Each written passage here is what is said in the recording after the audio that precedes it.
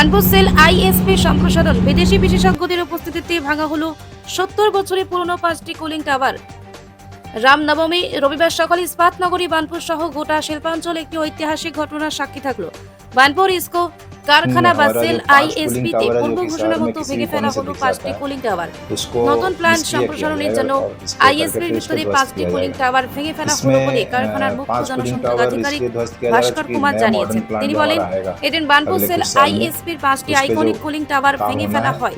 70 বছরের পুরনো 5টি hyperbolic concrete natural draft cooling tower প্রতিটি 72 মিটার উঁচু এবং 30 থেকে 48 মিটার ব্যাসে এদিন সকাল 12:15 ভেঙে ফেলা হয়। প্রাথমিক ভাঙার জন্য সবচেয়ে নিরাপদ এবং সবচেয়ে সাশ্রয়ী পদ্ধতি হলো বিস্ফোরক নিয়ন্ত্রিত ব্যবহারের মাধ্যমে কাঠামোগত ধস নামানো।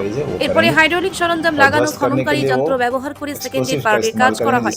দক্ষিণ আফ্রিকার বিস্ফোরক ধ্বংসকারী বিশেষজ্ঞ মেসার্স জেট ডেমোলিশন পিটিওয়াই লিমিটেডের সহায়তায় মুম্বাইয়ের মেসার্স এডিফাইস ইঞ্জিনিয়ারিং সংস্থার সঙ্গে এই কাজের জন্য চুক্তি হয়েছে।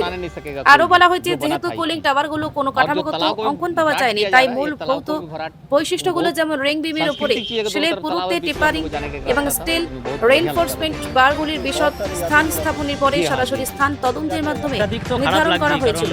আগে স্থান পরিদর্শন এবং অতীতের অভিজ্ঞতা থেকে চাক্ষুষ পর্যবেক্ষণের ভিত্তিতে প্রাথমিক ভাঙার নকশা প্রস্তুত করা হয়েছিল। ভাঙার স্থান প্রস্তুতির কাজ শুরু করার সময় স্থান স্থাপনের পরে প্রকৃত কুলিং টাওয়ারের কাঠামোগত বিবরণ স্থাপনের জন্য অতিরিক্ত তদন্ত করা হয়েছিল। তাই ভাঙার নকশার কিছু দিক উপকারী বা প্রয়োজনীয় বলে বিবেচিত হিসেবে সংশোধন জেগে উঠবে। আজকের দিনের যেটা বার্নিং ইস্যু সেটা হচ্ছে গিয়ে কর্মসংস্থান। তো সেদিক থেকে দেখতে গেলে প্রচুর মানুষের কর্মসংস্থান হবে, কাজেই দুঃখ করবার কিছু নেই। আমার মনে হয় এটা নিয়ে একটু আনন্দিত হওয়ারও কারণ আছে। আপনার সঞ্জয় দত্ত।